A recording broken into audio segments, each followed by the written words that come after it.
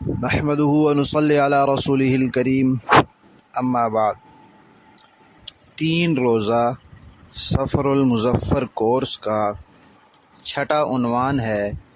ماہ سفر سے متعلق ایک روایت کی تحقیق۔ بعض لوگ ایک روایت پیش کرتے ہیں اور پھر اس سے یہ ثابت کرنے کی کوشش کرتے ہیں کہ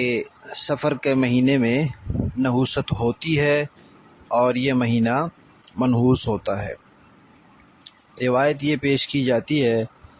جناب نبی کریم صلی اللہ تعالی علیہ وسلم کی طرف منسوب کیا جاتا ہے کہ آپ نے فرمایا کہ جو شخص مجھے سفر کا مہینہ ختم ہونے کی خوشخبری دے گا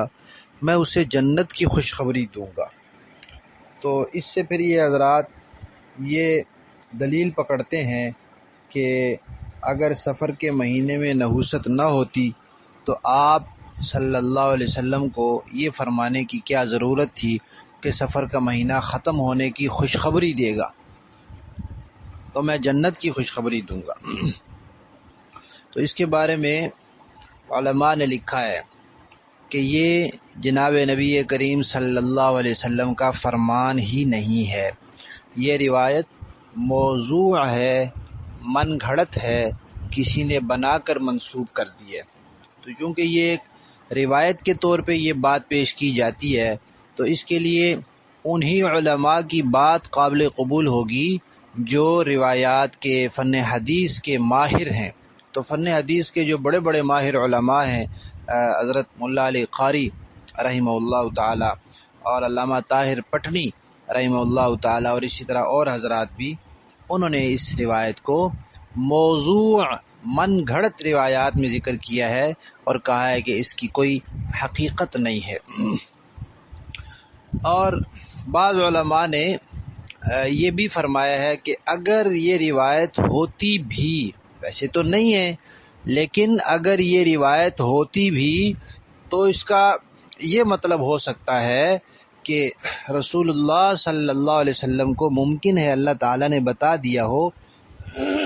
کہ جیسے بتا دیا تھا کہ اب آپ کی اللہ تعالیٰ سے ملاقات کا وقت قریب ہے۔ سورہ اذا جاء نصر اللہ جب نازل ہوئی تو اس میں اشارہ دیا تھا کہ اب آپ آخرت کی تیاری کریں، تو یہ آپ کو بتا دیا ہو اللہ تعالیٰ نے کہ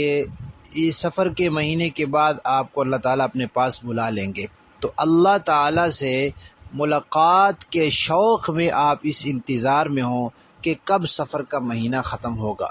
تو پھر ایسی بات ارشاد فرما دی ہو۔ لیکن یہ تب ہے جب ایسی کوئی روایت صحیح ہو، لیکن ایسی کوئی صحیح روایت ہمارے علم میں نہیں آئی، اور جو یہ روایت پیش کی جاتی ہے یہ موضوع ہے، من گھڑت ہے، کسی کی بنائی ہوئی ہے۔